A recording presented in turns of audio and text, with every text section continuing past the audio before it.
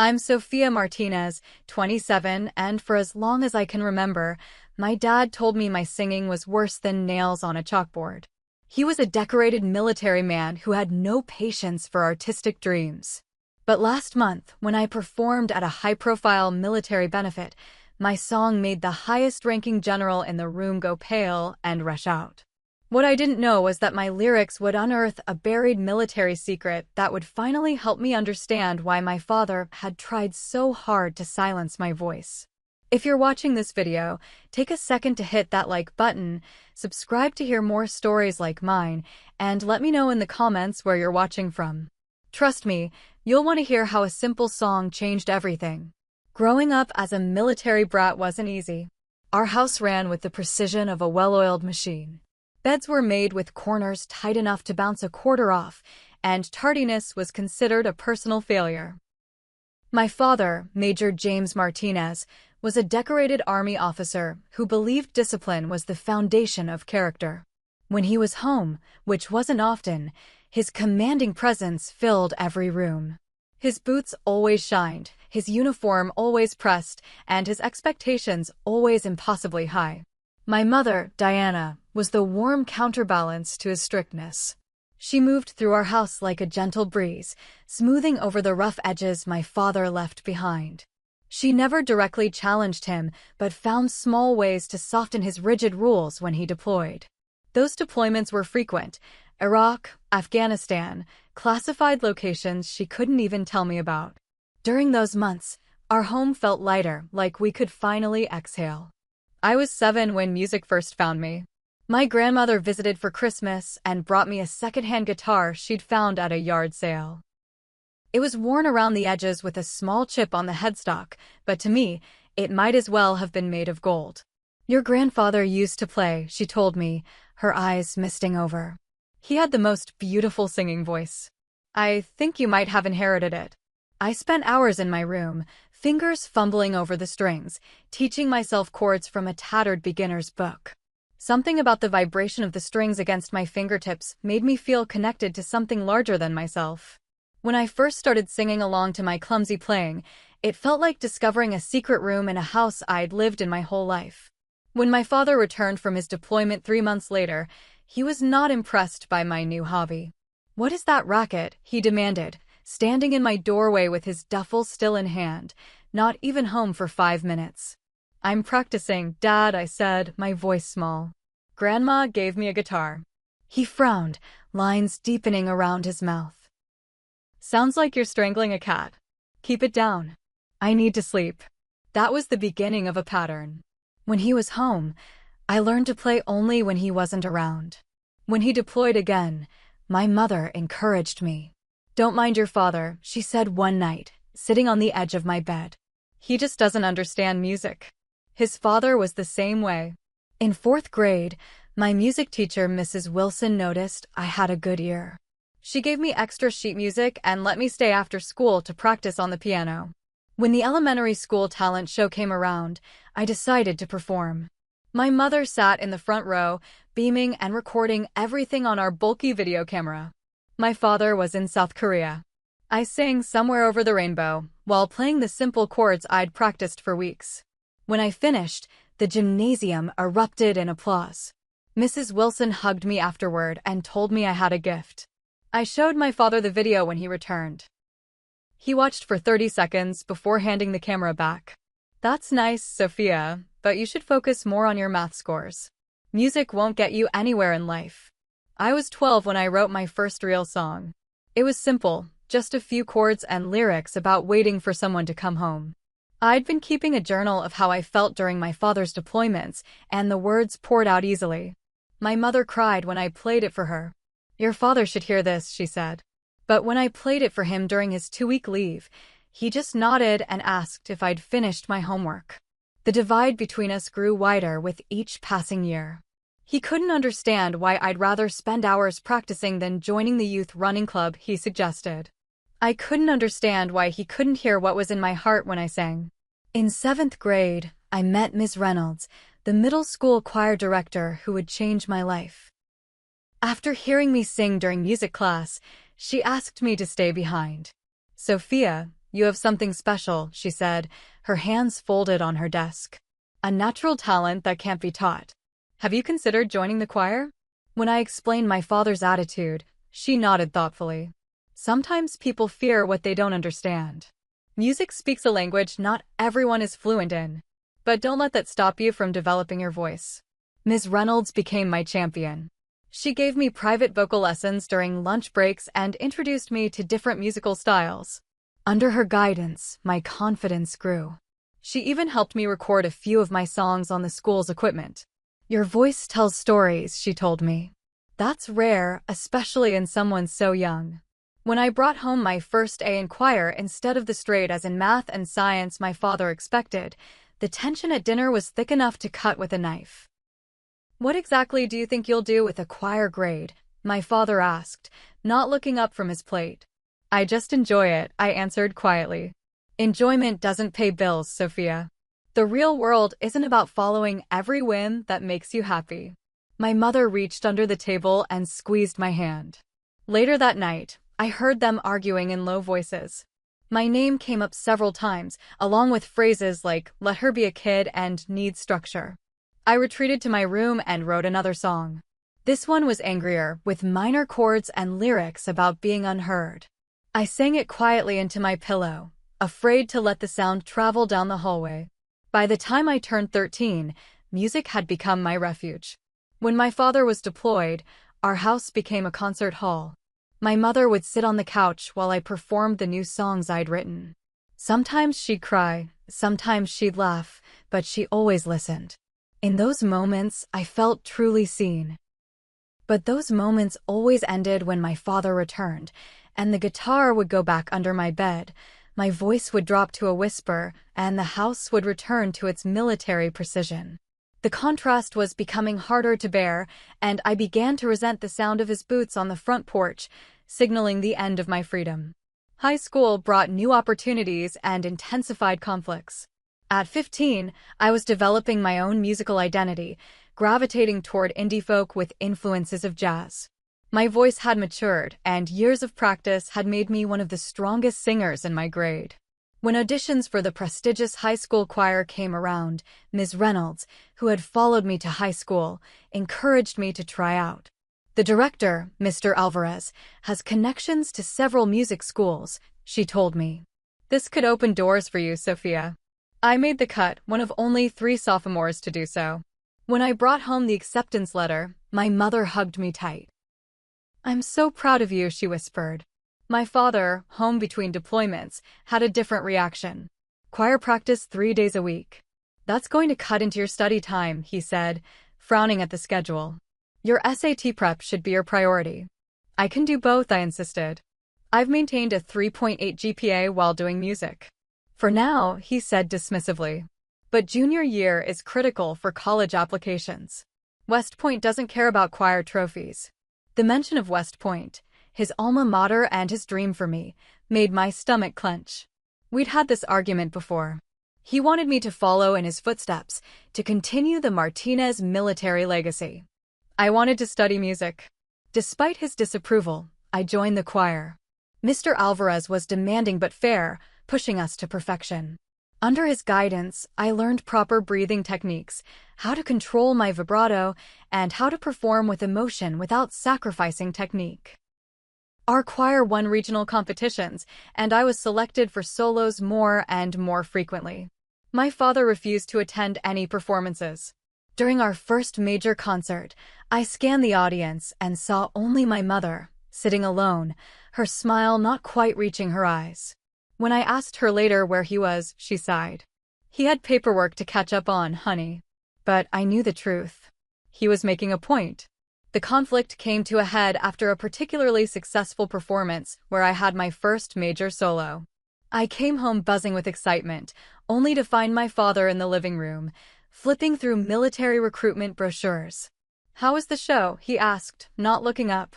Amazing, I said, still breathless.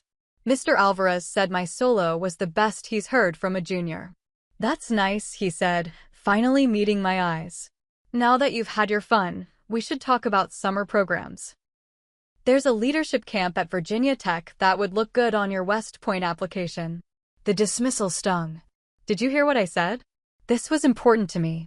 I heard you, he replied, his voice hardening.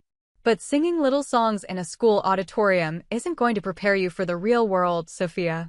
You sound like a wounded animal half the time anyway. The words hit like a physical blow. You've never even heard me sing, I said, my voice cracking. I've heard enough through your bedroom door, he said. It's a hobby, not a career path. The sooner you accept that, the better. I stormed to my room, tears blurring my vision. My mother came in later, sitting on the edge of my bed as I sobbed. He doesn't mean it, sweetie, she said, stroking my hair. He just wants what he thinks is best for you. He's never even given my music a chance, I cried. He's decided it's worthless without ever really listening. My mother had no answer for that. The next day at school, I found solace with my friends. Zach, a talented drummer with wild, curly hair and perpetually paint-stained fingers, and Alyssa, a bass player who'd been my chemistry lab partner freshman year. We'd been jamming together informally for months. My dad basically said I sound like a dying cat, I told them during lunch. Parents don't get it, Zach said, tapping out a rhythm on the table with his fingers. My mom still calls my drumming that banging noise. Alyssa nodded. My parents think bass is just for guys. They keep asking when I'm going to learn a real instrument, like piano. Their understanding was comforting, but it didn't erase the sting of my father's words. We should start a real band, Zach suggested suddenly. The three of us. You've got all these amazing songs no one's hearing. The idea took root, and within weeks, we were practicing regularly in Zach's garage. We called ourselves Homefront, a small act of defiance on my part. We played at school events, then at a local coffee shop that hosted an open mic night for teens. Word spread about our little band. We weren't revolutionary, but we had something authentic that resonated with people. My lyrics about longing, absence, and finding your voice struck a chord with other teens. For the first time, I felt like my music mattered beyond my own bedroom. I put up posters of our gigs on my bedroom walls, alongside images of my musical influences, Joni Mitchell, Tracy Chapman, Brandi Carlile. My little sanctuary of music. One afternoon, I came home to find my father standing in my room, tearing down the posters. "What are you doing?" I demanded, rushing to stop him. "This has gone far enough," he said, his voice military calm, but his actions violent as he ripped a poster advertising our next coffee shop performance. "You're spending all your time with this band nonsense instead of focusing on your future." "This is my future," I shouted, grabbing at the poster in his hands. "You have no right." "I have every right," he countered. "I'm your father, and I won't stand by while you throw away your potential on some teenage fantasy." "You don't even know what my potential is," I said, my voice breaking. "You've never bothered to find out." The argument escalated until my mother intervened, physically placing herself between us. The damage was done, to both my room and whatever fragile understanding I'd hoped might eventually form between my father and me. The tension simmered for months, breaking into occasional arguments, but mostly manifesting as cold silence. My mother became the reluctant intermediary, carrying messages between two people who lived in the same house, but existed in different worlds. By the time graduation approached, the divide was a chasm. My father had begun leaving college brochures around the house, all for schools with strong ROTC programs. I had applied to several music programs without telling him, using money I'd saved from our coffee shop gigs to pay the application fees. On graduation day, after the ceremony, we had a small celebration at home. My mother had prepared all my favorite foods, and for a brief moment, there was peace. Then my father raised a toast.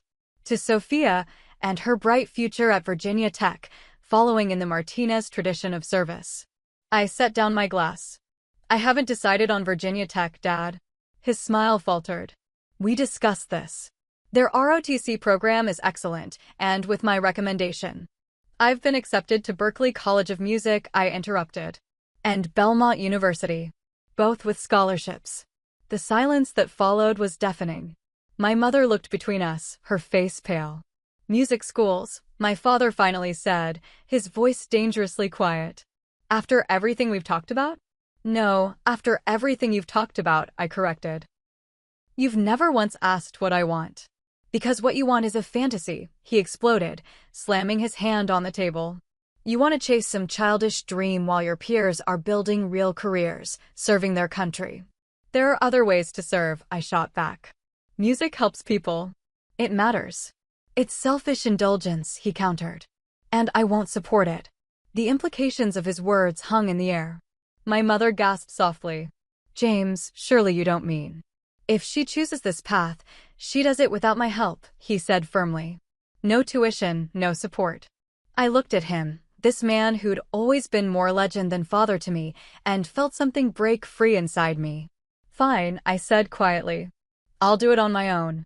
And in that moment, I knew I would. Whatever it took. The State University of Washington wasn't Berkeley or Belmont, but it had a solid music program and offered me enough financial aid to make it work.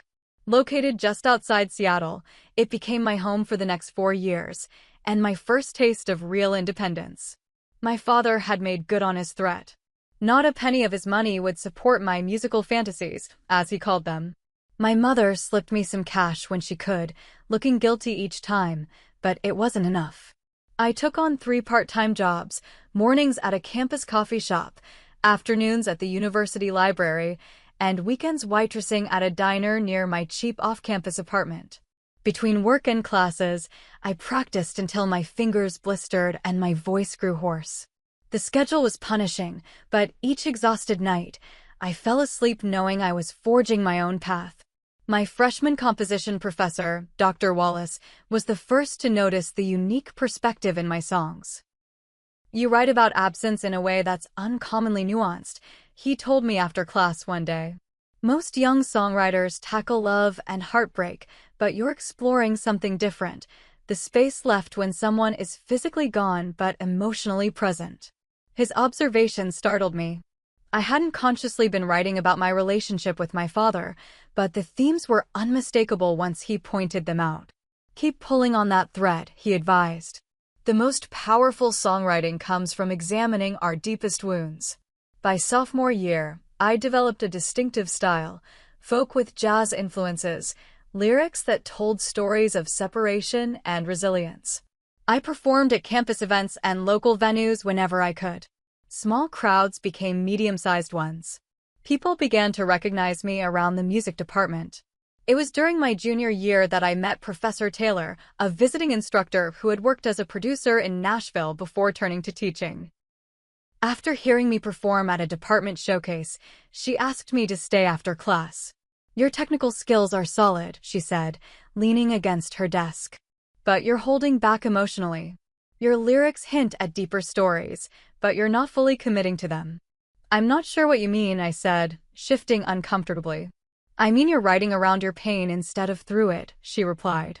The songs that change people's lives are the ones where the artist is brave enough to be completely vulnerable. What are you afraid of? Her question hit closer to home than she could have known. What was I afraid of? Being dismissed? Being told my feelings didn't matter? It all traced back to those moments in my childhood when my father had mocked my music, belittled my passion. Professor Taylor assigned me a challenging project, write a song that terrified me to perform. Something so personal it made me uncomfortable to share it.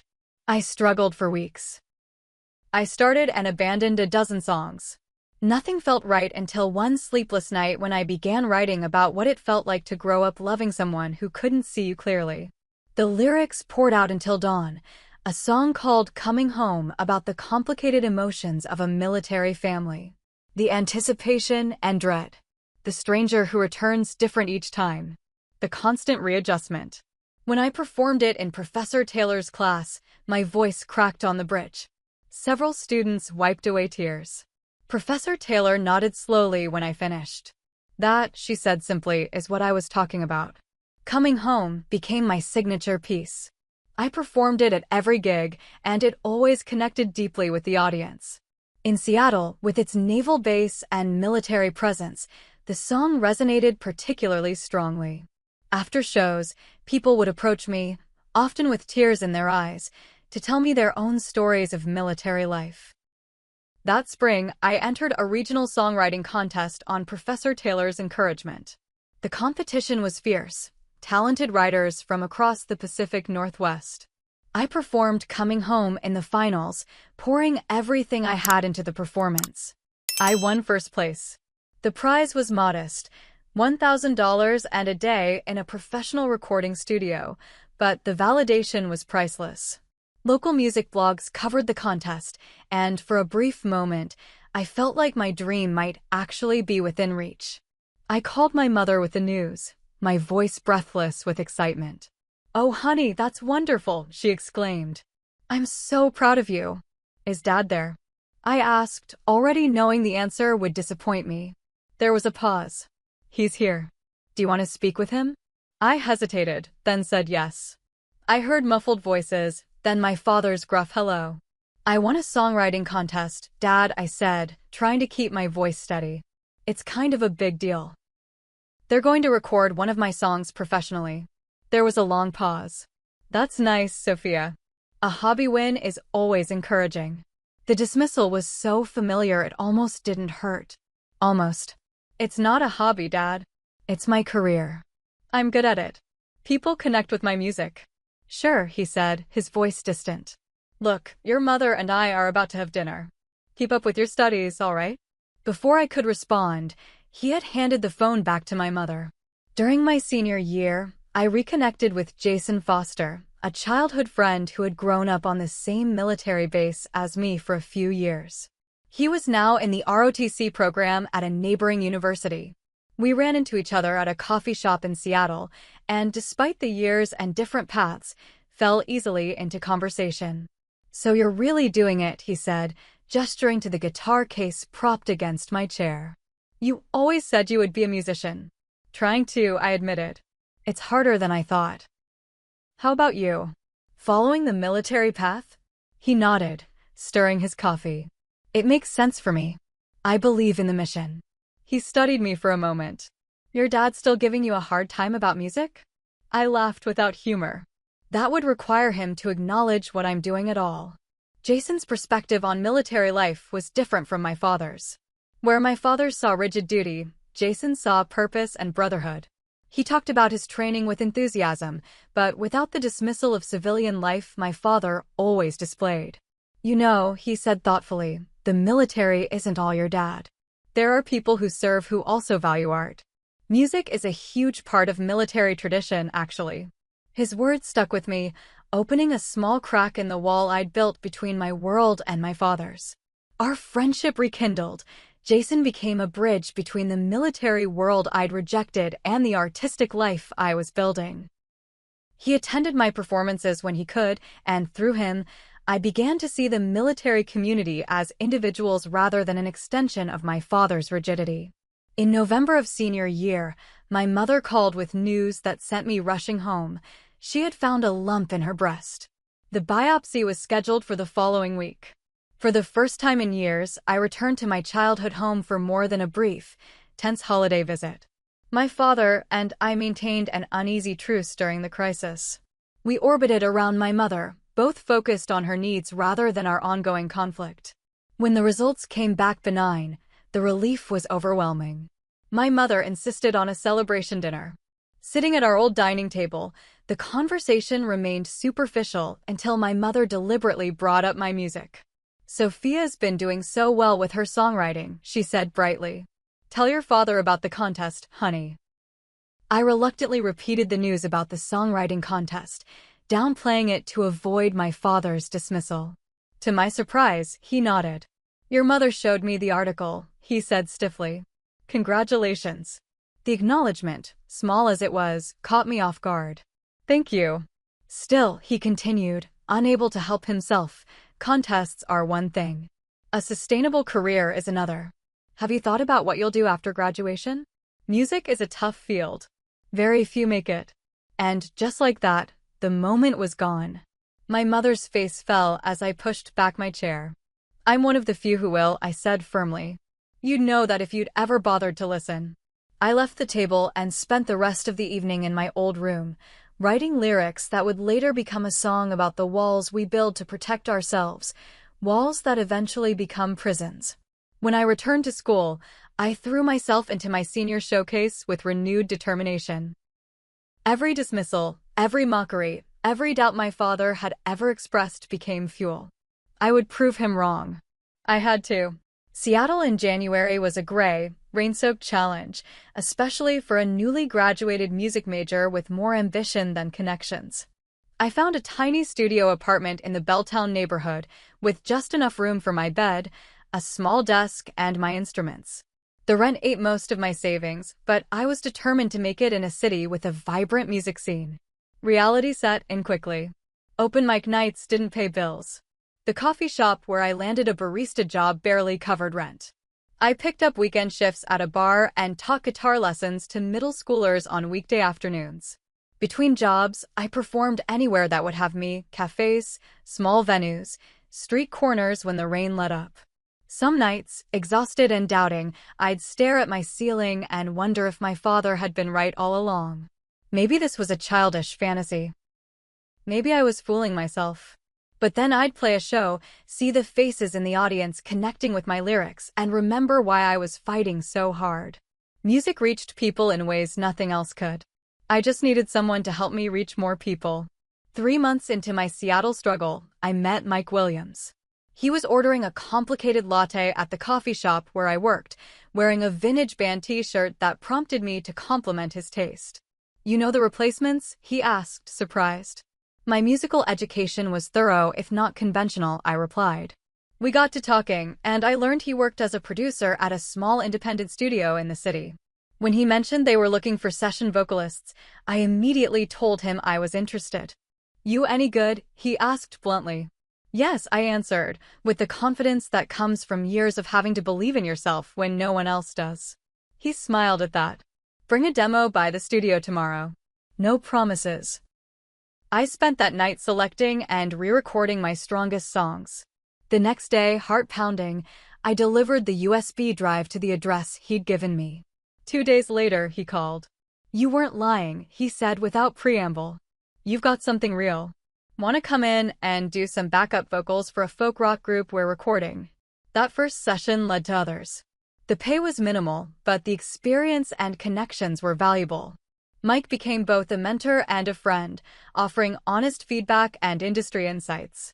He believed in my talent in a way few others had. "You've got a voice that tells stories," he told me one night as we were leaving the studio. "That's rare. And your songwriting has this authentic quality, especially the military family stuff. It hits hard because it's lived experience." In April, my mother called with news that she was coming to visit.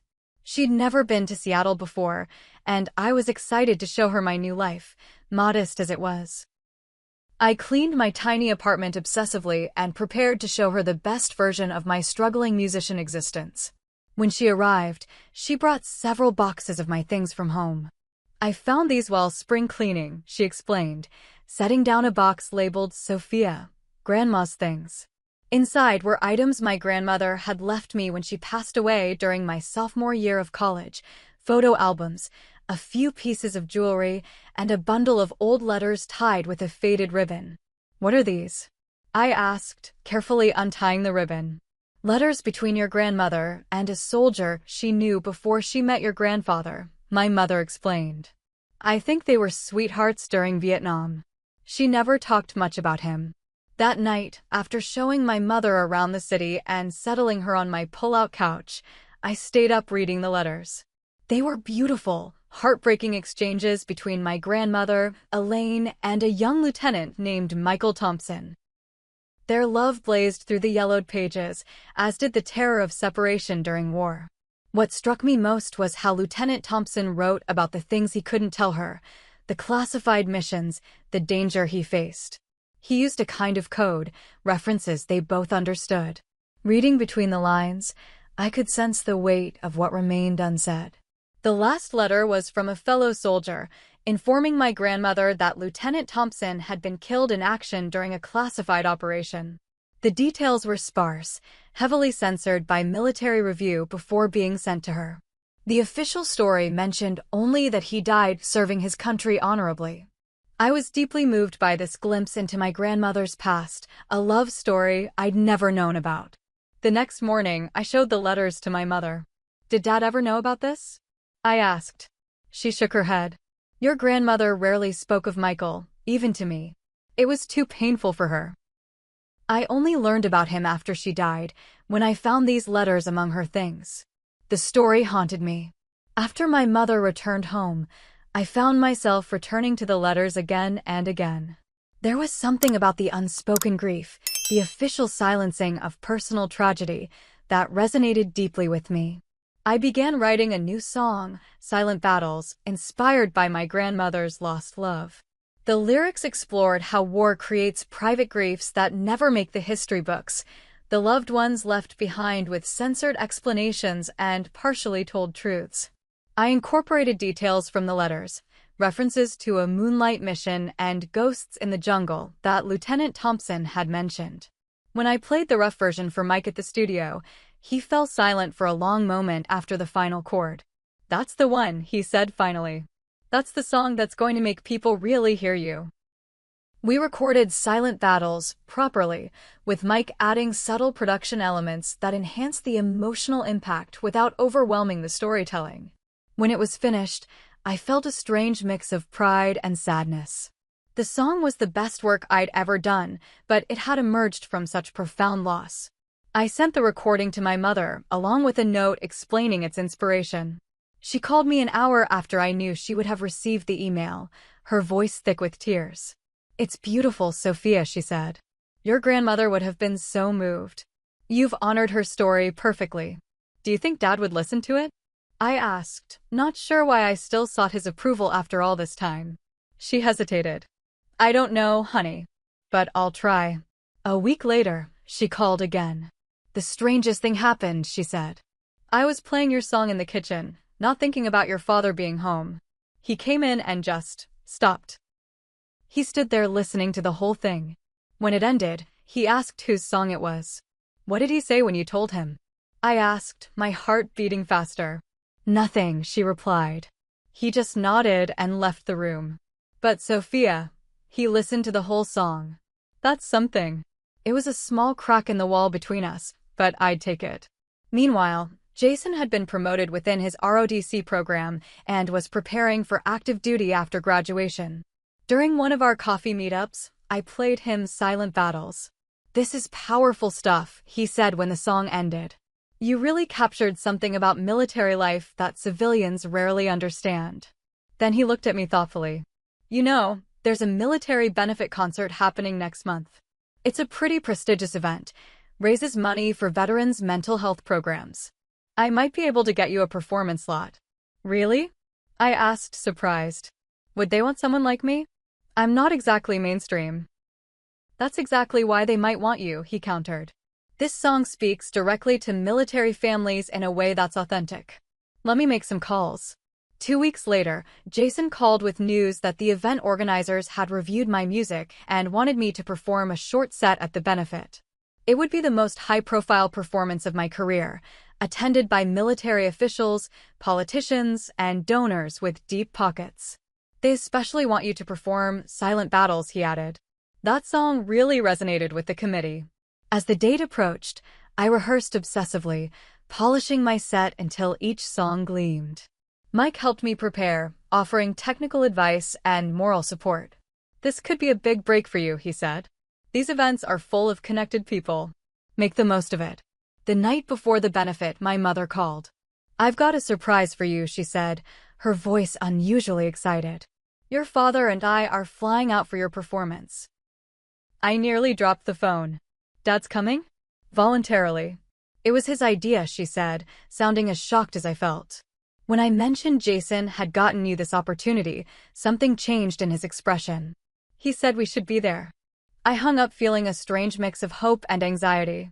After all these years of dismissal and conflict, my father was finally going to hear me sing. Really hear me.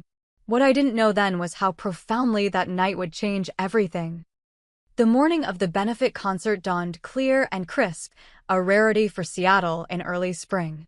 I stood at my apartment window, watching the sun glint off Puget Sound, trying to calm my racing heart. In just a few hours, I would perform the most important show of my career, in front of my father, who had spent years mocking my musical aspirations. My mother had texted that their flight had landed and they were checking into their hotel. They would meet me at the venue. The thought of seeing my father in the audience was both terrifying and strangely motivating. After all these years, he would finally have to acknowledge what I'd built on my own. Mike came by to pick me up early, his vintage Volvo idling outside my building. "Ready for the big night?" he asked as I slid into the passenger seat with my guitar case. "As ready as I'll ever be," I replied, smoothing my dress nervously. I'd chosen a simple black dress, professional but not flashy. This wasn't a regular gig. It was a military event. I needed to show respect. "You're going to kill it," Mike assured me. "Just remember what we talked about. Stay present, connect with the lyrics, and don't rush the emotional moments." We arrived at the Benaroya Hall 3 hours before the event. The venue was magnificent, all gleaming wood and soaring ceilings, typically home to the Seattle Symphony. Volunteers and staff bustled about, arranging flowers and adjusting lighting. A massive American flag hung as the backdrop for the stage. Jason met us at the stage door, resplendent in his formal uniform. "Sophia," he greeted me with a hug. "This place is going to be packed." The committee sold out all the tickets. Major donors, military brass, politicians, they're all coming. My stomach tightened. "No pressure or anything." He laughed. "You'll be great. Just stick to what you know. These people will appreciate authenticity over flash." He glanced at his watch. "I've got to help with some last-minute arrangements. The green room is down that hallway. They've got snacks, water, whatever you need." During sound check, I got my first real look at the auditorium, 2,500 seats that would soon be filled with people far more accustomed to symphony performances than indie folk music. The thought was overwhelming. I closed my eyes during the run-through of Silent Battles, focusing only on the story and the lyrics, the connection to my grandmother's letters. The sound technician gave me a thumbs up. "Beautiful tone," he said. "You're all set." I retreated to the green room to warm up my voice and try to calm my nerves. Other performers came and went. A military choir, a jazz ensemble, a country singer who had several radio hits. Everyone was professional and focused. I felt like an imposter among them. As the start time approached, I peeked through the curtains at the audience filing in. Men and women in formal military dress, politicians in expensive suits, donors dripping with understated wealth.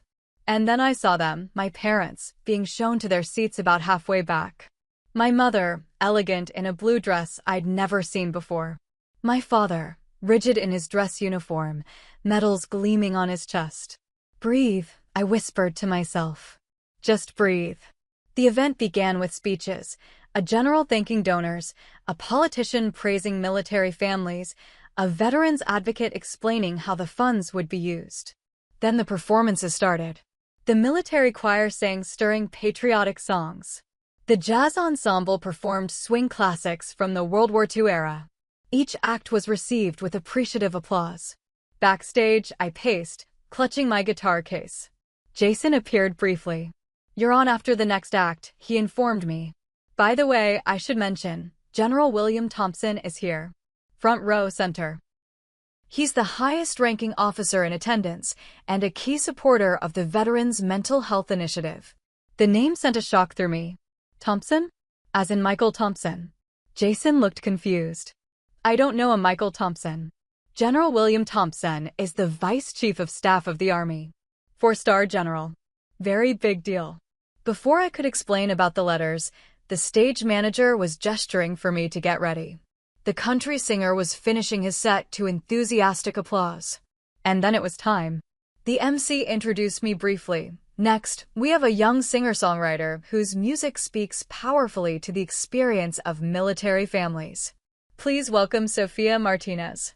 Walking onto that vast stage, guitar in hand, I felt simultaneously tiny and powerful. The lights were bright enough that I could only make out the first few rows of the audience. I saw my father sitting stiffly, his expression unreadable. In the front row sat an older man with silver hair and the most impressive uniform I'd ever seen, General Thompson, presumably. "Good evening," I said into the microphone, my voice steadier than I expected. "Thank you for having me here tonight. I grew up in a military family, and my songs come from that experience: the waiting, the uncertainty, the pride, and the fear. I began with two of my more straightforward songs about military life, pieces that acknowledged sacrifice without being too emotionally raw. The audience responded warmly, with polite applause. I could see my mother smiling encouragingly. My father remained impassive. Then it was time for silent battles. I took a deep breath and addressed the audience again. This final song was inspired by letters I recently discovered, correspondence between my grandmother and a young lieutenant during Vietnam. He was killed in action on a classified mission, and she received only the barest details of how he died. This song is for all those who've had to piece together their grief from redacted information and official silences. I began the gentle guitar intro, my fingers finding the notes automatically. The first verse established the love story: a young woman waiting for letters, a soldier writing from a jungle base. The second verse described the coded language they developed to communicate around sensors. It was during the bridge, where I incorporated specific phrases from Lieutenant Thompson's letters, that I noticed something strange happening in the front row. General Thompson had gone completely rigid, his face draining of color. His aide leaned toward him, whispering something, but the general waved him off, his eyes fixed on me with an intensity that was almost frightening. The chorus swelled as I sang about moonlight missions and ghost soldiers moving through valleys, exact phrases from the letters. General Thompson abruptly stood, swaying slightly. For a terrible moment, I thought he might be having a medical emergency. Several aides immediately moved toward him, but he held up a hand to stop them. Without taking his eyes off me, he turned and quickly left the auditorium through a side door. The disruption was brief but noticeable. I forced myself to continue, though my heart was racing. What had just happened? Had I somehow offended him with my song? As I moved into the final verse, about the official letter informing my grandmother of her love's death, I glanced toward my parents' seats. My mother looked confused by the general's departure. But it was my father's expression that truly shocked me. The military stoicism had cracked, revealing something I'd never seen before, a mixture of shock and what looked almost like fear. And then, as the last chorus began, he too stood and quickly exited his row, heading for the lobby. I finished the song to the strongest applause of the night, but I barely registered it. My mind was racing, trying to understand what had just happened. Why had both General Thompson and my father reacted so strongly to my song? As I thanked the audience and left the stage, my hands were trembling. Jason was waiting in the wings, his expression concerned. "What happened out there?" he asked in a low voice. "General Thompson never leaves during performances. It's considered disrespectful." "I don't know," I replied honestly. "But I need to find my father." Before I could head to the lobby, a uniformed aide approached us. "Ms. Martinez? General Thompson would like to speak with you." Immediately, Jason and I exchanged alarmed glances. This was unprecedented. "Is something wrong?" I asked. The aide's expression gave nothing away. "The general is waiting in the director's office. If you'll follow me." As we moved through the backstage area, my mind spun with possibilities. Had I accidentally revealed classified information? Was I in some kind of trouble? All I knew was that somehow, a song inspired by my grandmother's old love letters had just turned my most important performance into something far more complicated than I could have imagined. The director's office was a wood-paneled room with Seattle's skyline visible through large windows. When I entered, General Thompson was standing with his back to the door, hands clasped behind him, staring out at the city lights. He turned at the sound of the door closing behind me. Up close, he was imposing, tall with silver hair and the ramrod-straight posture of a lifetime soldier. His face was lined but handsome, and his eyes were startlingly familiar in a way I couldn't immediately place.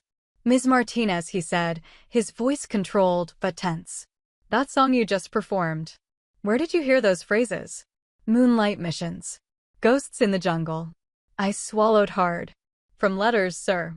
Letters written to my grandmother during Vietnam by a Lieutenant Michael Thompson." At the name, the general's composure slipped momentarily. He gestured to a chair. Please sit down. As I sat, Jason positioned himself protectively near me, clearly concerned about this unusual situation. Lieutenant Michael Thompson, the general said softly, was my brother. The revelation hit me like a physical blow. Your brother? He nodded, moving to sit behind the desk. My younger brother. Killed in 1968 during a classified operation. He studied my face intently. Your grandmother was Elaine Carter. Yes, I whispered. How did you know? Michael wrote about her constantly. I was deployed in the same region at the time. She was all he talked about when we managed to meet. He shook his head slowly. I never met her myself. After Michael died, communication stopped. The nature of his death complicated things. What do you mean? I asked. The general hesitated, glancing at Jason. Captain Foster, this conversation may veer into sensitive areas. Jason straightened. I understand, sir. I have security clearance. General Thompson nodded. Ms. Martinez, the phrases in your song, they were code words for a highly classified operation. Information that was never made public. The official record of how Michael died was incomplete. The letters mentioned the mission was classified, I said. But they passed through military censors. Some details were allowed through because they seemed innocuous without context, he explained. But those phrases you sang tonight, they had specific meanings. Operational details that were known only to those involved. His eyes narrowed slightly. Which is why I'm struggling to understand how they ended up in your song, sung with such accuracy. Before I could respond, the door opened behind me.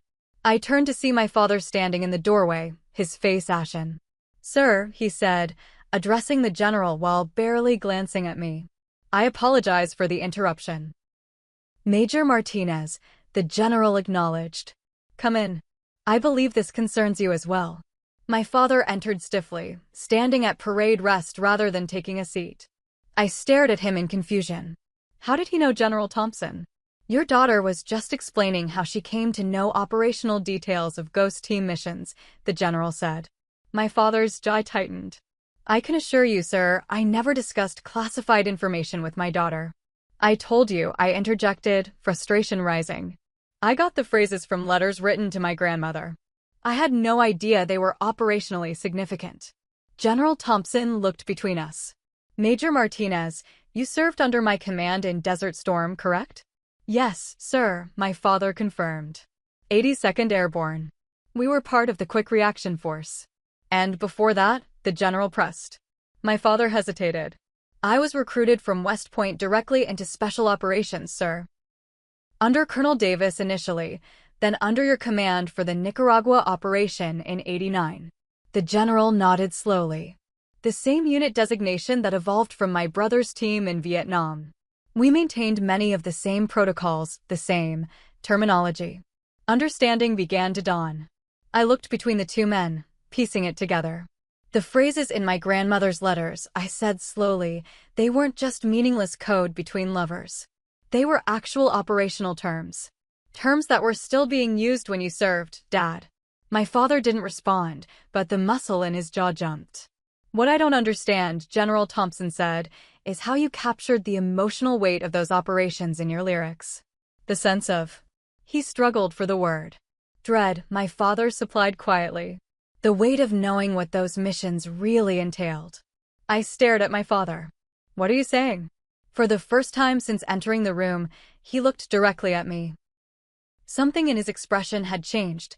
A wall had come down, revealing a vulnerability I'd never seen before. Your voice, he said, the words seeming to cost him. When you sing about those things, it's like you know. Like you've been there. He shook his head. The first time I heard you really sing, not just practicing, but performing, you were 13. You'd written a song about waiting, about fear. Your mother recorded it for me when I was deployed. This was news to me. She sent you recordings of my songs? He nodded. Many of them over the years. I listened to all of them. But you always said my singing was terrible, I said, confusion and hurt mixing in my voice. You mocked it. Called it noise. Because it terrified me, he admitted, the words barely audible. Your voice, the way you could capture feelings I've spent decades trying to bury. It was like you could see right through me, through all my defenses. How could you know what it feels like unless... He trailed off. Unless you'd lived it, General Thompson finished for him. That's what struck me about your performance tonight. You sang about classified operations you couldn't possibly have knowledge of, but with the emotional truth of someone who'd been in the jungle with us. My father turned to the general. When I heard her sing that song tonight, using those exact phrases, I thought somehow she'd discovered my service records. That she'd learned what those missions really involved. What did they involve? I asked quietly. Both men went silent. Finally, General Thompson spoke. Operations that never officially happened, he said carefully. Actions that were necessary but couldn't be acknowledged. The kind of missions that leave marks on the soul. He looked directly at me. The kind of experiences that make a father terrified to hear his daughter sing about them with such intuitive understanding. My father sank into a chair, suddenly looking exhausted. I couldn't bear it, he admitted. Hearing my own daughter somehow channel the darkest parts of my life through her music. It was easier to shut it down, to pretend it was just noise, than to face what it stirred up.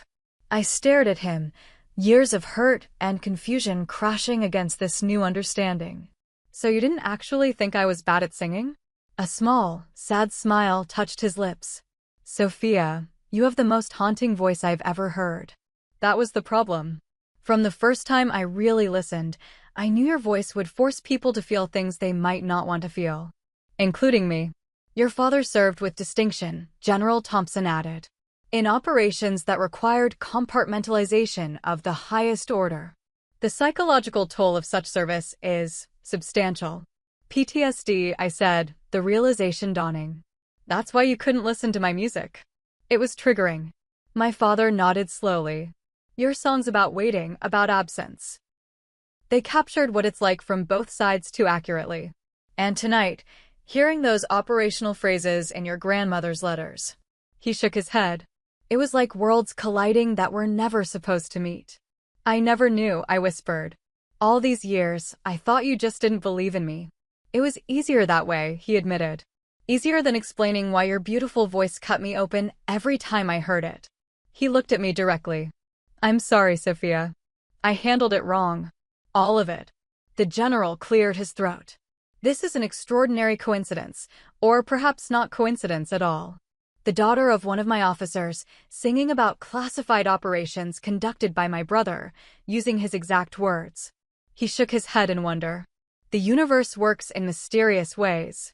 Jason, who had been silent throughout this exchange, finally spoke. Sir, this seems like a family matter that might benefit from some privacy. General Thompson nodded. Of course. He stood, straightening his uniform. Ms. Martinez, your song tonight was deeply moving. Whatever its origins, it captured something true about service and sacrifice. He extended his hand. Thank you for honoring my brother's memory, even if unknowingly. I shook his hand, still processing everything I'd learned. Thank you for telling me the truth about him. My grandmother never really knew what happened. Few did, he said solemnly. That was the nature of the war we fought. He turned to my father. Major Martinez, take some time with your daughter. That's in order. After the general and Jason left, my father and I sat in silence for several long moments.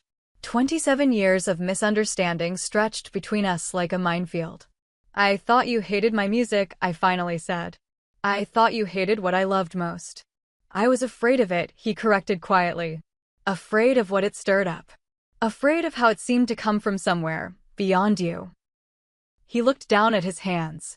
It was easier to dismiss it than to explain why it affected me so deeply. You could have told me, I said, tears threatening. All these years, I've been fighting to prove myself to you. I know, he acknowledged. I told myself I was protecting you, from disappointment, from an unstable career. But really, I was protecting myself. From the feelings your music dragged to the surface. He met my eyes. I was wrong, Sophia. You have a gift. A powerful one. The admission, after so many years of conflict, broke something open inside me. Tears spilled down my cheeks. I just wanted you to hear me, I whispered. Really hear me. I always did, he admitted. That was the problem. The days following the benefit concert passed in a blur of revelations and tentative new beginnings. My parents extended their stay in Seattle, booking a hotel for an additional week. For the first time in my adult life, I was spending real time with my father, not just the obligatory holiday visits filled with tense small talk, but genuine conversations. We met for breakfast the morning after the concert at a small cafe near Pike Place Market. The awkwardness was palpable as we settled into our seats, two people who had been emotional strangers for so long. "I don't know where to start," my father admitted, stirring his coffee absently. "Maybe with honesty," I suggested. "After all these years of whatever that was between us." He nodded slowly. "Fair enough." He took a deep breath. "I was diagnosed with PTSD in the mid-90s, after Desert Storm. It wasn't called that when I first experienced symptoms after Nicaragua. Back then, they just told us to tough it out." "Mom never said anything," I remarked. "I asked her not to," he replied. "Military culture was different then. Mental health issues were seen as weakness. I was afraid it would affect my career." "So you just suffered in silence?" A sad smile touched his lips. "The Martinez way, apparently." He looked out the window for a moment. Music was always a trigger for me. Certain songs, certain tones would take me right back to those moments I was trying to forget. "When you started singing, developing your own style." He shook his head. "It was like you had access to something inside me that I'd locked away. I didn't know how to handle it." "So you shut it down," I said. "Shut me down." "I thought I was protecting both of us," he admitted. I was wrong. Over that week, piece by piece, we began rebuilding a relationship that had never properly existed. I learned about his childhood with a father even stricter than he had been, about his early days in special operations, about the missions that had left invisible scars. He learned about my struggles as a musician, my small victories, my dreams for the future. The conversations weren't always easy. Years of hurt and misunderstanding couldn't be erased in a few days. There were moments of frustration, of old patterns threatening to reassert themselves. But something fundamental had changed. We were finally seeing each other clearly. On their last night in Seattle, my father came to see me perform at a small venue where I had a regular weekend slot. He sat at a table near the back, my mother beside him holding his hand. I couldn't see his face clearly through the stage lights, but I could feel his presence, not as a critic, but as a witness. After my set, he approached the small stage as I was packing up my guitar. "That last song," he said. "Is it new?" I nodded. "I wrote it this week." He seemed to struggle for words. I felt it. From anyone else, it might have seemed like faint praise. From my father, it was everything. 3 days after my parents returned home, I received an unexpected call from General Thompson. "Ms. Martinez," his formal voice greeted me. "I've been thinking about your performance and the remarkable connection to my brother's story. It's still hard to believe," I admitted. "Indeed. Which is why I have a proposition for you. I'm involved with several veterans organizations focused on mental health and reintegration. We've found that the arts, particularly music, can be therapeutic for those struggling with service-related trauma. Would you be interested in performing for some of our programs?" The opportunity was unexpected but immediately felt right. "I'd be honored, sir." What began as a single performance for a veterans group expanded into something larger. General Thompson introduced me to organizers of military family support networks, to therapists working with music as treatment for PTSD, to other performers with military connections. My audience grew, not in the mainstream music scene I'd initially imagined, but in a community that deeply understood what my songs were expressing. My father, tentatively at first, began sharing more of his experiences, which informed new songs I was writing. One evening, about a month after the benefit concert, I received an email from him, the first he'd ever sent that wasn't purely practical information. Attached was a document titled Nicaragua, 1989. It contained details of his experiences that he'd never shared verbally, offered now as material for my music.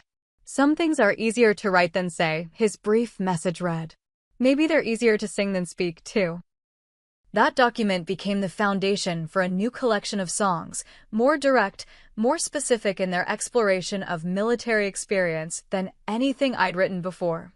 When I sent him rough recordings, his responses were thoughtful and engaged. He pointed out where I'd captured something essential, suggested adjustments where I'd missed nuances. In July, I was invited to perform at a larger veteran center in Portland. My parents drove up from their home, my father looking both nervous and proud as he took his seat. During the performance, I debuted a new song called Inheritance about the unspoken legacies that pass between generations. Halfway through the song, I glanced over and saw something I'd never witnessed before: my father, eyes closed, singing quietly along with the chorus. He'd listened to the demo enough to learn the words. The sight nearly made me forget my own lyrics. After the show, several veterans approached him, recognizing the uniform ribbon on his jacket lapel. For the first time, I watched my father open up to strangers about his experiences, connected through the songs I'd written. It was as if the music had created a bridge that words alone could not build. "Your daughter's music," I overheard one older veteran tell him. "It's like she's been there." My father glanced at me across the room. "In some ways, she has." 2 months later, I received life-changing news. A small but respected record label specializing in folk and Americana had heard my performances at the veterans' events. They were interested in producing an album of my military-themed songs. "There's an audience for this," the label representative explained. "Not just military families, but anyone who wants to understand that experience. Your songs make something distant feel immediate and personal." When I called my father with the news, his response was immediate. "I'm proud of you, Sophia." Simple words that I'd waited a lifetime to hear. The album production process was intense and rewarding. My father consulted on lyrics, occasionally suggesting adjustments to better capture the reality of military life. General Thompson contributed a short essay for the liner notes, explaining how music could bridge the gap between military and civilian understanding. We titled the album Silent Battles, after the song that had started everything. The cover art featured intertwined dog tags and guitar strings, a visual representation of the two worlds I was connecting. The most profound moment came during the recording of a song called Deployment Diary, which chronicled a year in the life of a military family. I'd arranged for my father to speak the dates that structured the song: departure, rare phone calls, return. His voice, hesitant at first, grew stronger with each take. When we finished, the studio was silent. The sound engineer, a Vietnam veteran himself, wiped away tears before giving us a thumbs up. "That's the one," he said simply. The album release coincided with Veterans Day. We held a special performance at a theater in my hometown, the place where my musical journey had begun amidst such conflict. The audience was a mix of military families, veterans, and local music lovers. General Thompson attended with his wife, as did many of the veterans I'd met over the past months. Before the final song, I invited my father to join me on stage. He looked terrified but determined as he took his place beside me. This song is called Both Sides Now, not the Joni Mitchell classic, but a new piece about seeing the same experience from different perspectives, I explained to the audience. For the first time, my father will be performing with me. We hadn't rehearsed extensively. His military schedule and my recording commitments had limited our practice time. But as we began singing together, something almost magical happened. His deep baritone, untrained but emotionally resonant, perfectly complemented my more polished vocals. We weren't just singing in harmony. We were finally telling a complete story together. The soldier and the one who waits, the father and daughter, the past and future of a family defined by service and sacrifice. When we finished, the audience rose in a standing ovation. Through tears, I watched my father accept the applause, not with military stoicism, but with visible emotion. He had finally allowed himself to be seen, to be vulnerable, through the very medium he had once feared. In the year that followed, my music career flourished in ways I never expected. Silent Battles received critical acclaim and found a devoted audience. I toured military bases and veteran centers, colleges, and folk festivals. The songs sparked conversations about the hidden costs of service, the complex experiences of military families, the struggles of reintegration. But the most meaningful success was the healing that continued between my father and me. The wall that had separated us for so long hadn't come down all at once, but brick by brick, as we learned to truly hear each other. Music, which had once been our greatest point of conflict, became our strongest connection. On the anniversary of the benefit concert that had changed everything, I received a package from my father. Inside was a restored version of my grandmother's guitar, the one I'd learned on all those years ago. He'd had it professionally refurbished, the chipped headstock repaired, the worn frets replaced, but the soul of the instrument preserved. The note attached read simply, "Your voice was never the problem." It was what I needed to hear most. Keep singing. Love, Dad. I understand now that art does what words often cannot. It bypasses our defenses and speaks directly to our hidden truths. My father couldn't tell me about his pain, but my music somehow found it anyway. And in that recognition, painful as it was, we finally found our way back to each other. Sometimes the people who fight hardest against our creative expression are the ones most deeply affected by it. My father didn't mock my singing because he thought it was bad. He feared it because it was powerful enough to reach the parts of himself he'd locked away. In finally embracing what my music could do, he found a path to his own healing. I still perform Silent Battles at every show, now understanding the full weight of its history, my grandmother's love, Lieutenant Thompson's sacrifice, my father's struggle, and the surprising way music connected all these stories across generations. When I sing it now, I do so with the knowledge that some battles are fought in silence, but their echoes can still be heard by those who know how to listen. Have you ever had a moment when something you created touched someone more deeply than you could have imagined? Or when you discovered an unexpected connection between your life and a family story from the past? Share your experiences in the comments below. And if this story resonated with you, please like, subscribe, and share it with someone who might need to hear that sometimes the most difficult relationships can be healed through understanding and honesty. Thank you for listening to my story, and remember, our voices are powerful beyond what we know.